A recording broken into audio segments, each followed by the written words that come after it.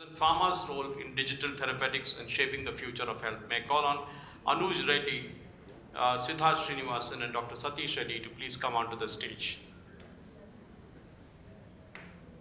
Mr. Anuj Reddy, Siddharth Srinivasan, and Dr. Satish Reddy to please come onto the stage. While they're still coming in, I'll introduce them. Mr. Anuj Reddy is a seasoned professional with extensive experience in pharmaceutical industry, currently serving as the venture head of digital health and head of commercial excellence at Dr. Reddy's Laboratories. Siddharth Srinivasan is the CEO of Lupin Digital Health, where focus is on improving patient health outcomes through technology that ensures continuous care. Please be seated, sir, all three of you. Dr. Satish Reddy, a visionary C-suite leader. Satish specializes in consumer-centric products, high-performance teams, global platforms across health tech and ed tech. Satish thrives in the intersection of product, technology, business, and user centricity, creating impactful, future-ready solutions. Dr. Satish, you will be the moderator for the session, sir. Please take over from here. Thank you, Suresh, sir.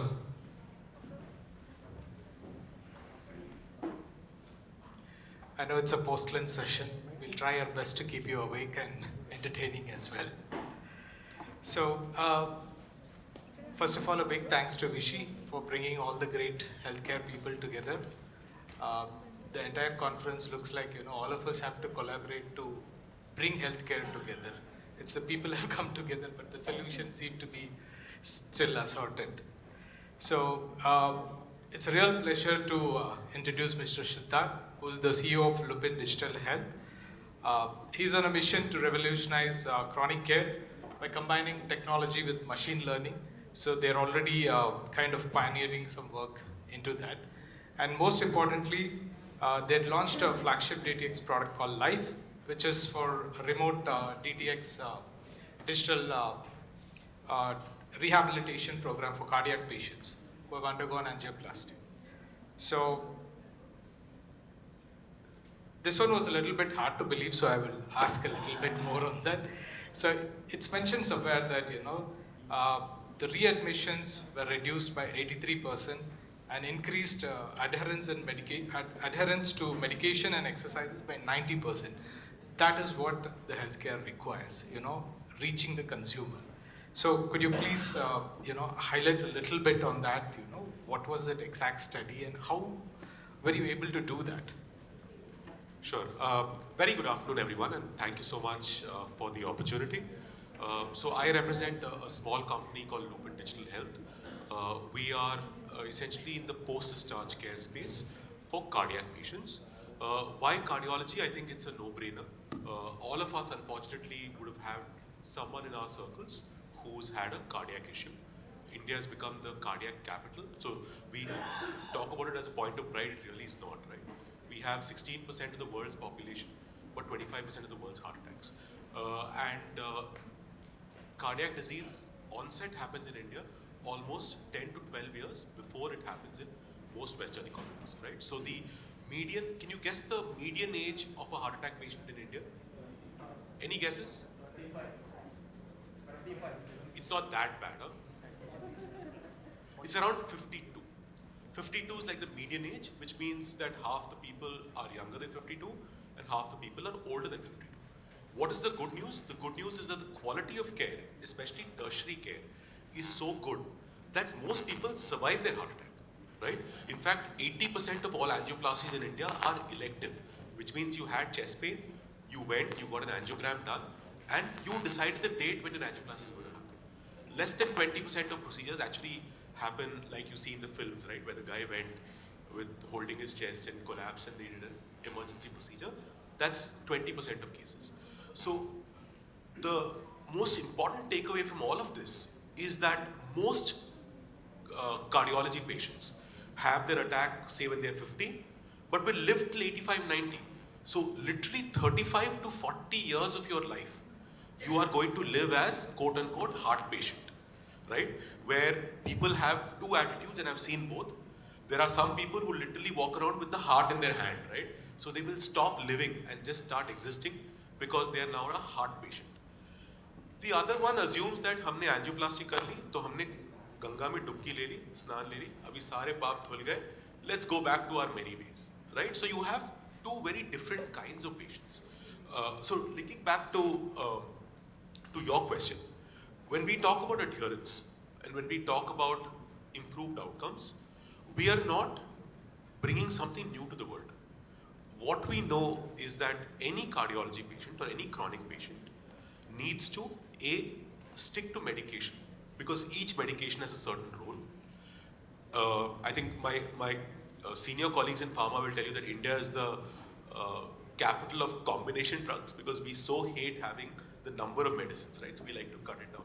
But yes, there is a need for adherence, and especially there's a need for lifestyle modification.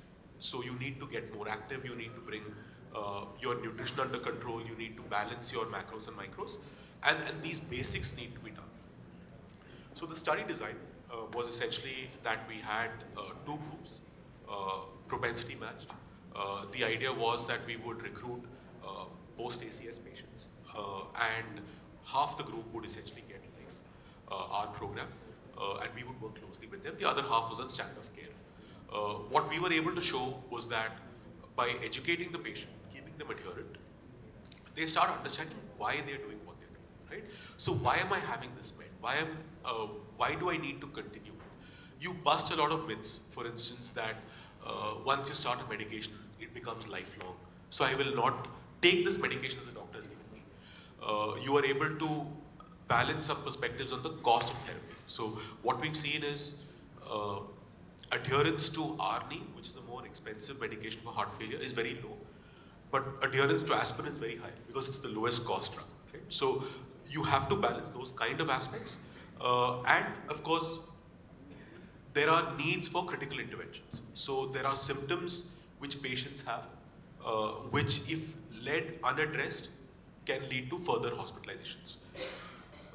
Again, if I can just poll, right? For folks who've had procedures in hospitals, what is the most common cause of readmission? Immediate readmission. So if a readmission happens within 7 to 14 days, what do you think is the reason? Restenosis, but it's now a less than 1 in 500 event. So you're right, it's a very important one, but it's not a very frequent one. The most frequent cause of readmission is actually hospital-acquired infection, right? So people essentially, and so if you have a lower back pain and if you have a fever, it's probably a sign of an infection. It's either a UTI or an infection, right? And that, if left unchecked, can lead you to a hospitalization. And then the gentleman mentioned stenosis. There could be other complications as well. So our ability to basically triage those kind of critical symptoms, our ability to educate the patient on why they're doing what they're doing, and make small meaningful changes, right? So like we have gifts over here, we give our patients certificates and gifts for adherence. And we've seen 80-year-old grandmothers sharing on family WhatsApp groups how after 60 years they have once again got a certificate, right? So that child in them sort of wakes up. And so you are able to, the fancy word is cognitive behavioral therapy, but essentially you are able to motivate patients to stay adherent. And I think we've done that earlier study. We're now doing a study with 80 patients, 15 centers, CTRI registered, and we are hoping to see similar results. But I think it can be done. These are very basic. I think that's a great success story. I'll just give some stats. In the US, the medication adherence is less than 60%. It's somewhere around the 55 plus, in between 60. And the exercise adherence is less than 35%. So I think this stands really good, and probably we should take some pointers from here to, what is a critical thing to make it succeed. Let me move on to Mr. Anuj. He's the venture head for digital health at Dr. Reddy's. So he was instrumental in launching two products, a drug-free migraine management device, Nervio, and the Daily Bloom app for IBS, the irritable bowel syndrome. I think they're two very important conditions and big problem statements to be solved. And thereby, I think these two gentlemen have placed India into the digital therapeutic market space. I think it deserves a big round of applause. So Anil, Anuj, would you like to describe a little bit about the Nervio and the Daily Bloom app, and what is the success story, in terms of a consumer? It takes a long time to, get a solution to the consumer's hands, and when you see it succeeding, that's a great sign. Yeah, so good evening, everyone. It's wonderful, addressing this group here, and I've been here since morning, at least since afternoon, and it's been a huge learning for me. Let me just tell you a little about, what is it that we're doing. I think Satish also spoke about, Dr. Satish spoke about two products that we've launched. One of them is in the space of migraine, right? This is a device. This is a device which basically you put on your arm. And then you've got an app that goes along with it. Every time you have an episode, you can put it on, you can strap it on, and then of course, you use it for about 45 minutes when the aura is in phase, and typically the pain scores come down quite dramatically. This of course can be used both from an acute perspective and also from a chronic perspective. So in case you're having, chronic episodes of migraine, which is more than 4 times a week, typically you'd use it every alternate day for about 45 minutes, strap it on. And then of course you've got a companion app that goes along with it. So you've got some, mindfulness, breathing, etc. that goes with it. But this of course is based on a technology known as REN, which is remote electromodulation, essentially, which when you strap it onto your hand, it kind of interferes with your trigeminal nerve, which is responsible for the pain perception that's there in your head. So that's something that we've been in the market for about a year or so, and we've done fairly well. So that's one part of what we've been doing, and here, of course, the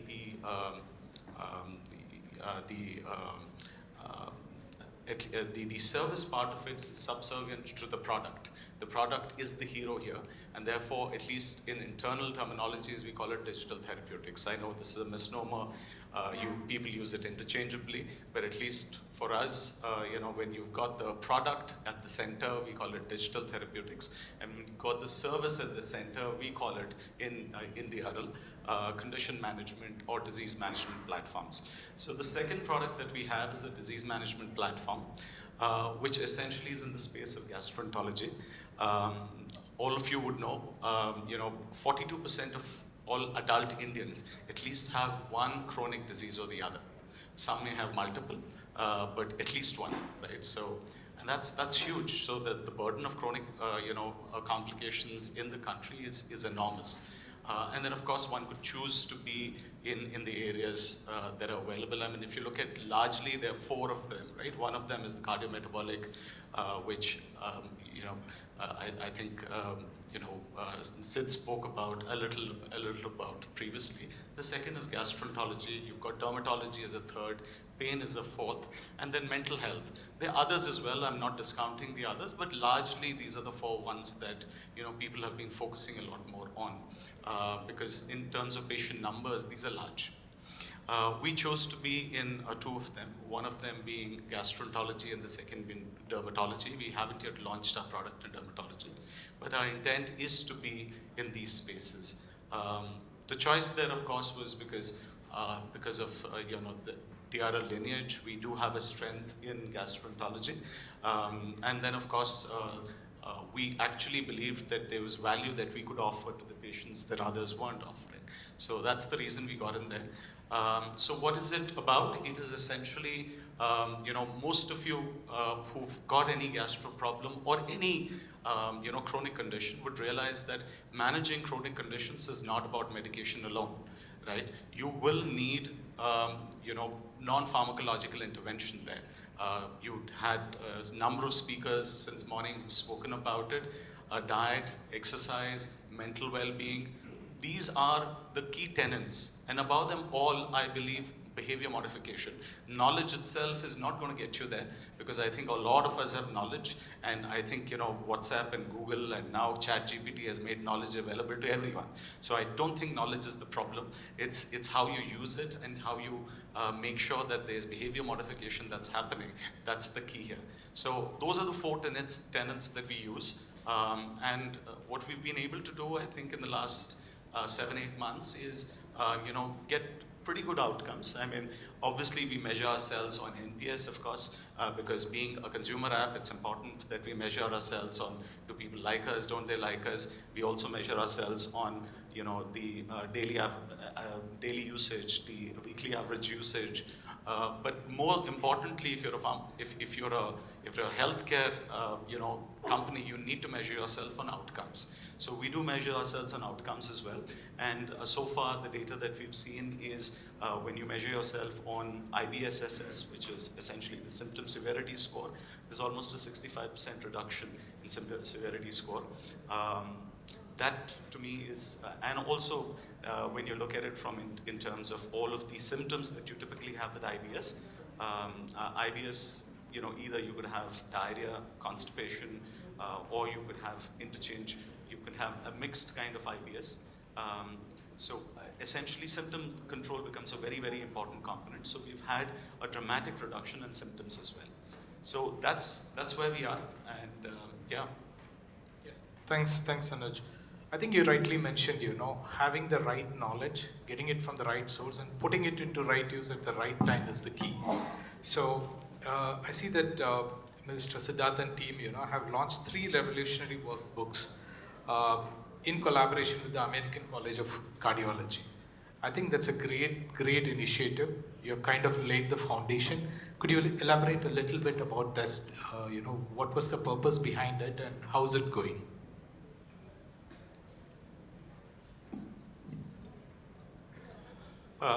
So I think the focus of the workbook again is on post-discharge care.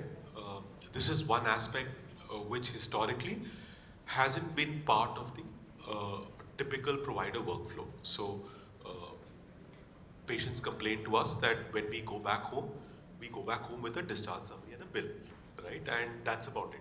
We are given some basic tips, but beyond that, how to navigate care, like I said, for the next 30 odd years, punctuated by a few more events or a few more consults, is something that is left to the patient. A lot of patients in our Indian ecosystem also go back to their referring doctor, who is typically a physician. And again, the level of education, the level of knowledge may be quite varied. So the idea was for 4 critical cardiac conditions, which is post-PCI, angioplasty, CABG, essentially bypass surgery, arrhythmias, and for heart failure, we should perhaps standardize a set of guidelines that people can manage even at home. If they are under the care of a physician, even physicians need to be sometimes brought up to a certain basic standard. So we try to work with the ACC, which has global guidelines on this, to try and see what might be relevant to an individual patient. And we try to publish that. The publication is just a start. This is something that we've done as a public good. The idea is to translate it widely. We have, again, used a little bit of AI to instantly convert it into a podcast. So if you don't want to hear it read it as a boring book, you can hear it as a podcast. I think these folks do a lot of good work on very short stuff on social. We probably do that as well. So the idea is to make it as fun and educational as possible. And managing your condition post a cardiac event should not seem either intimidating or uninteresting. Right? You have to keep people interested and focus on the right bits. That's what we're trying to do. Great. So this question maybe Mr. Anuj can take. So if you look at the international market space in digital therapeutics, we see US, a lot of companies like Peer Therapeutics, Akili, Omada is there. And then we have the German market with Kaya Health, Self-Happy. Then Japan also has QRAP and Wellbuy. So quite a lot of them actually. So where do you see yourself in the international market? When I say you, we as India. and who are the other people, who are coming up in this area, and what does it take, in terms of any support from the government, like an ABDM or anything else. Germany has the DIGA support. Japan has integrated, government with the industry, so that it's people benefit. US has a very good, FDA, which is willing to, not only reimburse but also approve quite a lot of them recently.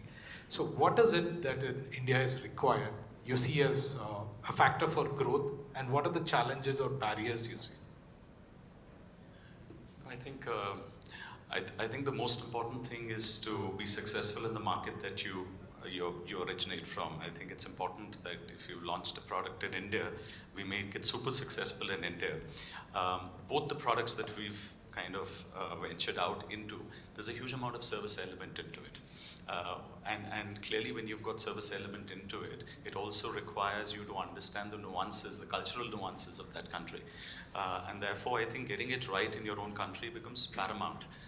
The second thing I believe is how do you productize it a lot more, which means how do you make sure that the human involvement goes down to the degree possible. You can never take it out, and the intent should never be that, but how do you productize it to the degree possible,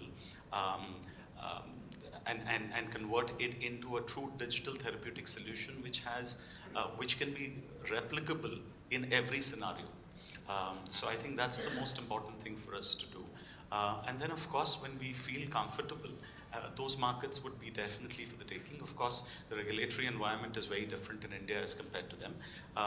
But again, I think we've got enough capability in order to get us through the regulatory frameworks. But I think the cultural nuances and also the productization becomes super critical. I'd just like to add, Please. I do believe that we have the same opportunity in health tech what 40, 45 years back we had in IT, which is you could potentially become the health tech service provider to the world. Some of those advantages are there in that, firstly, the cost arbitrage is huge, right? So the kind of spends that happen in Western economies is significant, and therefore if you're able to build something like he said, which is world class, which is productized, then there are huge revenues potentially awaiting. Secondly, I think we have a very highly qualified base of both clinicians and technologists in India, right? So any area that you want to build in, you would find high quality medical talent and technology talent that can come together. So I think these are the advantages. What needs to be done is obviously they have a significantly higher regulatory bar. So, and in India, I think you have to self-impose that. So I think Anuj would agree that when he decided to launch his product, the highest quality bar would have been internal. It's not the regulatory bar, right? The laws would have allowed him to launch much easier, much earlier. But if you have to get, say, a de novo from the US FDA, what does that take, and how do you work backwards from that? Is something that I think will be the most challenging. And then, of course, if you've solved for that, I think our healthcare companies have already solved for market access. So while that is a challenge for a startup, I think once you have the right kind of product, you will find backers, whether in the private equity space or in the traditional healthcare space, who can solve market access for you. One intermediary step that a lot of DTX companies are taking is to try and play in the Gulf, right? So the Gulf is this sort of in-between market where maybe revenues, realizations are 50-60% of say US. A lot of the stakeholders tend to be Western, but equally you have a fair number of folks from India, etc. also in that market. Regulatory wise also it is somewhere between India and the US. So I think a lot of us, rightly so, are using the Gulf as a testing ground before they make what is a slightly expensive sort of step to try and access either Europe or US. Great insights, thanks. Vishy, last question. Very important question, so I'll just borrow 2 minutes. So, if you look India as a market, we are very multilingual. We have a large mobile market penetration. We have variety of diseases in huge numbers. What I mean to say here is from a data perspective, diversity of data is there, qualitative, quantitative data is there. What are we doing in terms of capturing the data? This is what is going to give us an edge compared to the other countries, And being multilingual, if you want to use, automated speech recognition, then, you have a challenge. The other people have to just adopt German, Japanese, or English. We have to adopt like 24 languages at least. And then adding to it the diversity of the dialects. But let's forget that. Let's begin only at a multilingual level. And the data will be in different formats, right? So how do we gather, how do we put an infrastructure so that, unless we lay this, we're not going to lead the world. And we have an opportunity here in every aspect of healthcare to lead. And the end user experience is not going to change unless we combine the power of generative AI and automated speech recognition. From a consumer perspective, if my mother or any old person, can speak up and ask the system and can get answers, that is what is empowerment of a common man is. So where do you see ourselves? Is there any infrastructure that we have laid so that we build upon a good and reliable AI system for the future? This is for both of you, please. Let me try answering the last part of the question, which was more on how can we use, if someone was to ask a question of the system, how can we make sure that we're able to get out the answers? I think, what most people seem to be doing right now, especially in our case, a lot of our conversations are happening between coaches and patients. And this potentially can be transcribed, one, of course, for quality purposes in order to understand, if the coaching is happening in the right way, not happening in the right way, etc.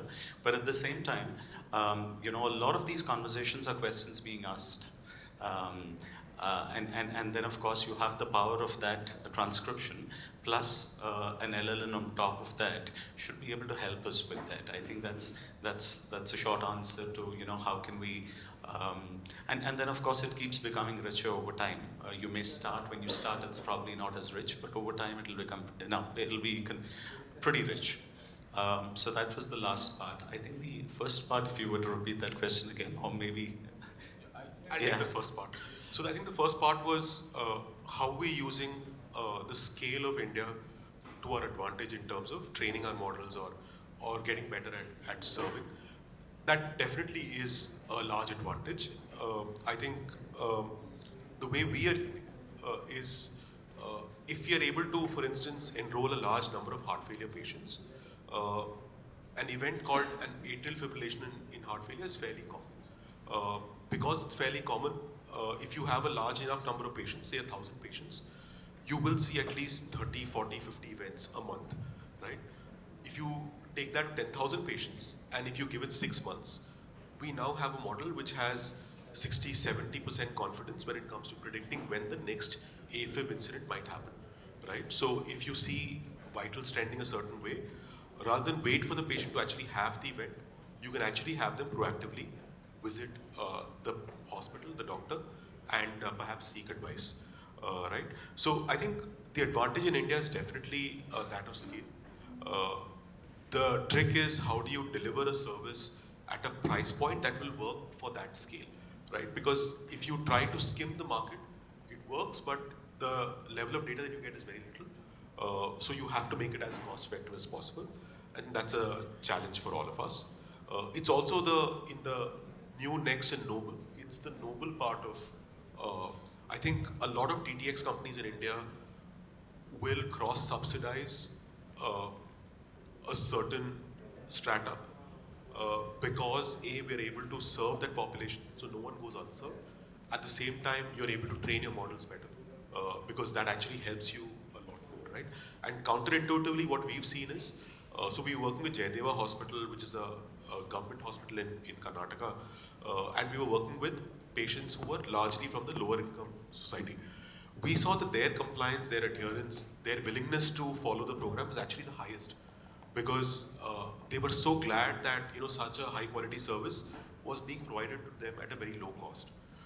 So contrary to what we believe that that patient may not actually be interested in DTX or may not be tech savvy, if you're able to make a solution that works off of WhatsApp, I think India is a very, very large market to tap.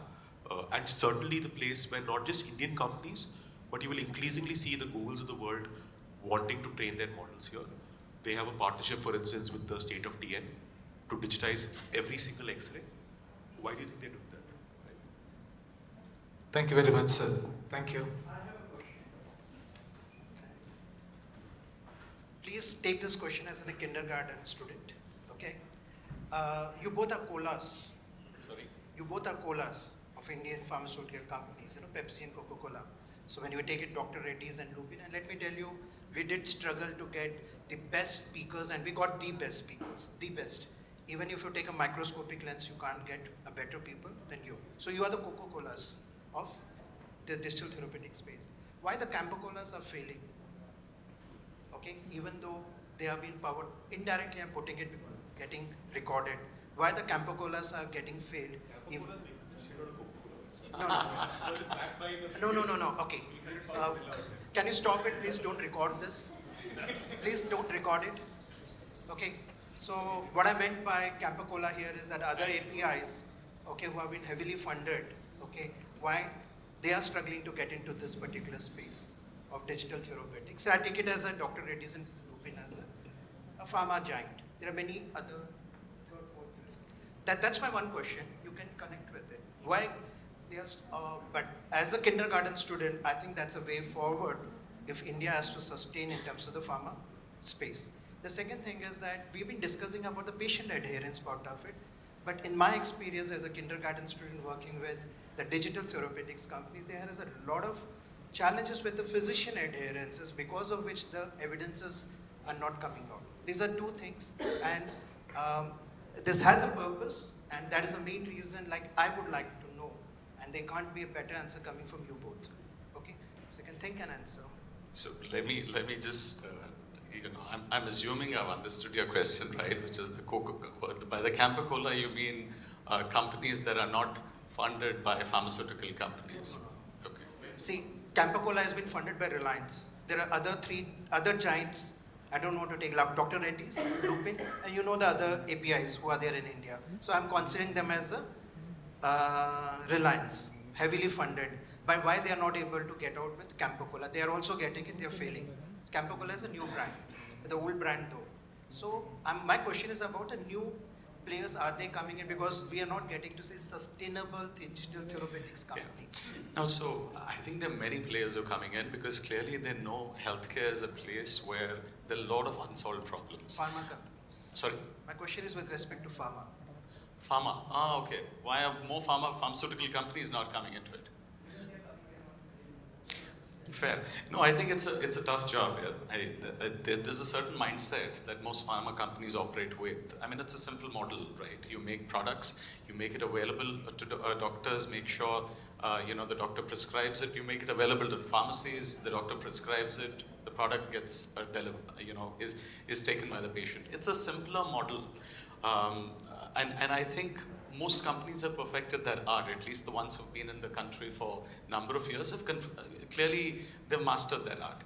Now, this is a very different art, which is not something that's placed to their strengths. Here, I think after the prescription start is when your work starts. So in the regular pharmaceutical industry, when you get the prescription, your deal's done, your work's done. Here's when it starts. So I think that's why most people, at least most other pharmaceutical companies, are not getting into it as of now. But I'm sure you'll see a lot more of it, because what I think it's, at least from the industry standpoint, I think what we do stand for is outcomes. What we need to be delivering all the time is outcomes, and if we are unable to deliver that, then we're not doing our job. So I think that's the approach that at least Dr. Reddy's has taken. I'm quite certain there'll be others who'll also join, and this is just the beginning. You need someone to take a beginning, and there are 2 or 3 companies that have started. I'm sure if one of us is successful, there'll be many others. And I think you will see therapy areas where the cost of therapy is high will come in with digital therapeutics. So you will see the GLPs coming in. You see a lot of onco drugs now coming in with DTX. And I think you will see that increasingly even from the larger giants. On the physician side, I think it will take a generation to change. So we work currently with the assumption that the physician should see the patient either in the OPD or in the ER as he anyway would, right? We do not expect the busy clinician to take out time to respond to alerts on a real-time basis and so on and so forth. There are obviously exceptions to the norms, but we don't expect the average clinician who's a busy cardiologist to take time out and do that. We send them reports every once a month where they're able to track their patients. And I think that's a good start. With the next generation though, every year we have 600 PG students becoming cardiologists in India. I think they will take to advances in DTX, imaging, etc. a lot more. I think what they're also realizing perhaps is with UCPMP and with the guidelines tightening, the traditional way for a clinician to build up his practice may not necessarily be scalable going forward. And therefore you will have to look at imaging, you will have to look at DTX, you will have to look at new ways in which you can serve the patient better, and therefore the patient is also willing to give a part of that value back to you. So I think you will see that change, but it will be a generational change.